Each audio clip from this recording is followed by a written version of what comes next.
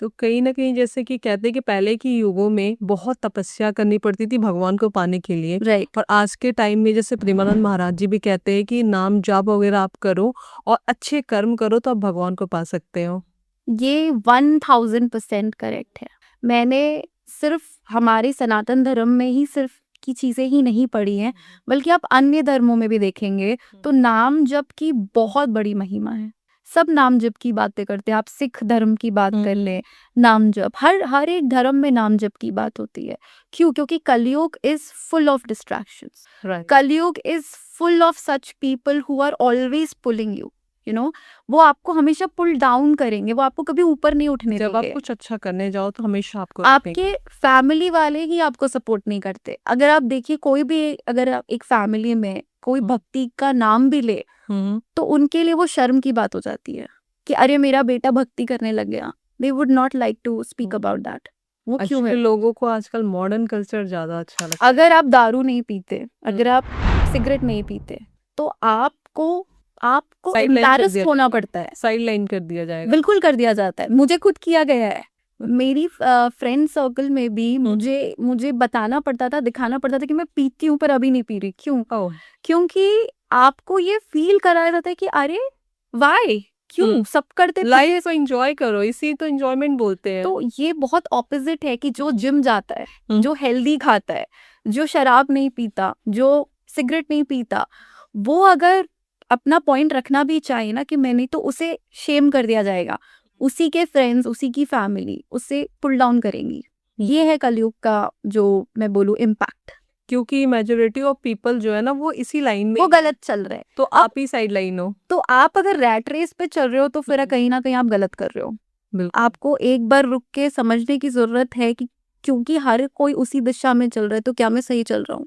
तो इसमें क्या डिसीजन लेना चाहिए? तो डिसीजन हम हर एक इंसान के अपने अंदर में भगवान बैठे हैं। आज भी अगर आप कुछ गलत करते हो ना तो एक वो छोटी सी आवाज हर एक इंसान को रोकती है कि देखो गलत है। हर किसी को पता है, पर हमें उसके कॉन्सिक्वेंसेस का डर नहीं होता। उसके बाद साथ वाले बोल देते हैं ना कि चल ना कुछ नहीं होता। बिल्कुल, सब तो करते हैं। बिल्कुल, पर हमें वही तो समझना है और वो भक्ति हमें सिखाती है। भक्ति हमें 2-3 चीजें बताएंगी कि पहला तो कोई किसी का नहीं है, राइट। है ना? आप अकेले हो इस जर्नी में।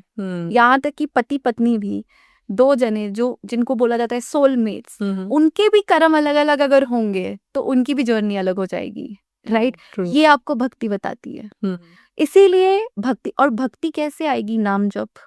नाम जप ही है जो आपको वो जो झूठी पूजा पाठ जिसके बारे में इतनी फिल्में भी बन चुकी है, एक्चुअल में हमारे शास्त्रों में मीन बाय झूठी पूजा पाठ। झूठी पूजा पाठ, दिखावे वाले पूजा पाठ, नियम वाले पूजा पाठ, जो लोगों को लगता है कि भगवान ऐसे खुश हो जाएंगे, वैसे खुश हो जाएंगे, ये चढ़ाने से वो चढ़ाने से खुश हो जाएंगे, ऐसे मुझे पुण्य मिल जाएगा, वैसे मुझे पुण्य मिल जाएगा। वो भक्ति नहीं है। भक्ति का मतलब ये है कि अगर भगवान मंदिर में है तो भगवान बाहर भी है। भगवान कैसे खुश होंगे कलयुग में? भगवान सिर्फ इस चीज से खुश होंगे कि आप जो भी काम करते हो आप उसमें वो भगवान की सेवा समझो। आप ये समझो कि आप भगवान की सेवा कर रहे हो। आप पक्षपात मत करो, भेदभाव मत करो कि आज मैं मंदिर में तो भगवान देखता हूँ पर मेरे परिवार में मैं भगवान नहीं देख पा रहा, मैं आसपास के लोगों में भगवान नहीं देख पा रहा। क्योंकि सनातन में यही कहा जाता है कि हर एक चीज में भगवान है, because it is the creation of God. तो Right. God exists in all his creations. Actually मेरा मानना ये है कि वो परमपिता परमेश्वर है और हम सब उनके बच्चे हैं। जी। जो मेरा थॉट प्रोसेस है कि हमारे आसपास जो भी लोग हमें मिलते हैं ना वो सब उनके अंश है। अगर आप उनकी आराधना करते हो, उनकी रेस्पेक्ट करते हो ना, तो आप सबकी रेस्पेक्ट करो। बिल्कुल। और लोग आज के टाइम में ना पैसे के अकॉर्डिंग रेस्पेक्ट करते हैं। आप देखो किसी रिच पर्सन का अगर 1 साल का बच्चा है तो आप उससे आप करके बात करोगे, और वही कोई सिक्योरिटी गार्ड है जो 65 ईयर्स का है, 50 ईयर्स का है, तो आप उससे सुनिधर तू करके बात खड़ा करेंगे करके बात और आपको करते हैं। लगता है बहुत, दैट इज कम्प्लीटली फाइन। तो कहीं न कहीं आप मन में पक्षपात तो कर रहे हैं ना। तो हमें एग्ज़ैक्टली। अवेयरनेस की ज़रूरत है। क्या हम रुकते और एक बार भी हम सोचते हैं? हुँ। हम नहीं करते। आपको ये पता होना चाहिए ना कि अगर आपके पास अगर आप मनी आपके पास ज़्यादा है, आप ज़्यादा रिच हो ना, तो सबसे रिचेस्ट वो है और उसने ही आपको एक्स्ट्रा दिया है, तो आपको दूसरों की उससे हेल्प करनी है, दूसरों को स्ट्रॉन्ग बनाना है, ना कि आपको दूसरों को डाउन दिखाना है। क्योंकि जिस दिन फिर वो डाउन दिखाने में आएगा ना, तो फिर आपके साथ प्रॉब्लम हो जाएगी।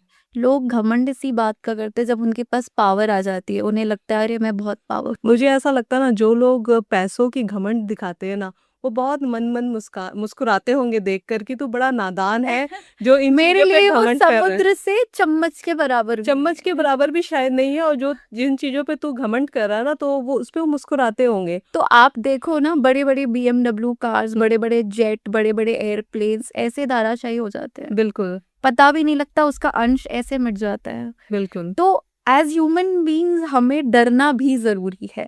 अगर मुझे लाइफ में कोई ऐसे लोग मिलते हैं ना, जिनको थोड़ा-सा घमंड होता है किसी चीज़ का, लोग ऐसे पर्सनैलिटीज़ मिलते हैं, तो मुझे लगता है ना कि मेरे ठाकुर जी को किसी चीज़ का घमंड नहीं है, उनसे पावरफुल कोई नहीं है। जिस दिन वो अगर घमंड दिखा लेंगे ना, तो हम कहीं के नहीं पर रहेंगे। उनका वो नेचर ही नहीं है। नेचर ही नहीं है, जैसे डेफ़िनेटली।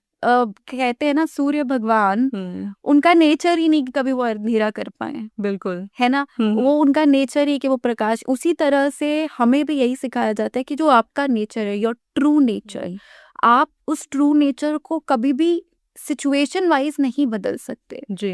कि ये बुरा है तो मैं इसके साथ बुरा व्यवहार करूँगा, ये अच्छा है तो मैं उसके साथ अच्छा व्यवहार करूँगा। हुँ। जो आपका नेचर है ना वो सबके लिए आप बराबर बुरे होना के चाहिए। साथ भी अगर आप अच्छे हो, तो आप ज़्यादा बुरा नहीं कर सकते हो। बिल्कुल।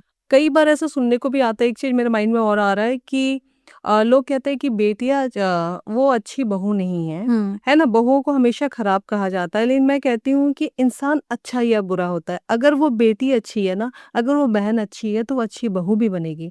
क्योंकि इंसान के अंदर कभी भी वो थॉट प्रोसेस चेंज नहीं हो पाता है। और आप एक बात बताइए ना, क्या कोई भी परफेक्ट है? कोई इंसान परफेक्ट नहीं है।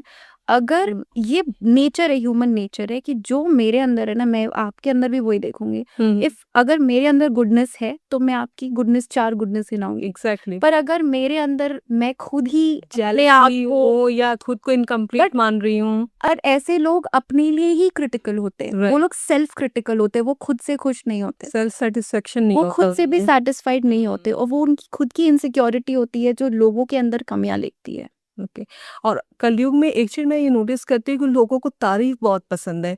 अपनी तारीफ़ करवाना लोगों को बहुत पसंद है, और मुझे लगता है ना कि जब आप भगवान से जुड़ जाते हो, आप स्पिरिचुअल होते हो, तो जब आपकी तारीफ़ होती है ना, तो आपको ऐसा लगेगा कि ठाकुर जी की तारीफ़ हो रही है। जी। वो आपकी तारीफ़ नहीं कर रहे, वो उनकी तारीफ़ हो रही है, क्योंकि उन्होंने ही आपको इस लायक बनाया है कि लोग आपकी तारीफ़ कर रहे हैं। और यही एक तरीका है अहंकार को कम करने का। हुँ, जब आप अहम में आ जाते हैं, मैं में आ जाते हैं, हुँ, तब फिर गलत भी आपके साथ होगा तो मैं ही और अच्छा भी होगा तो मैं ही। हुँ। तो फिर आप डर जाओगे।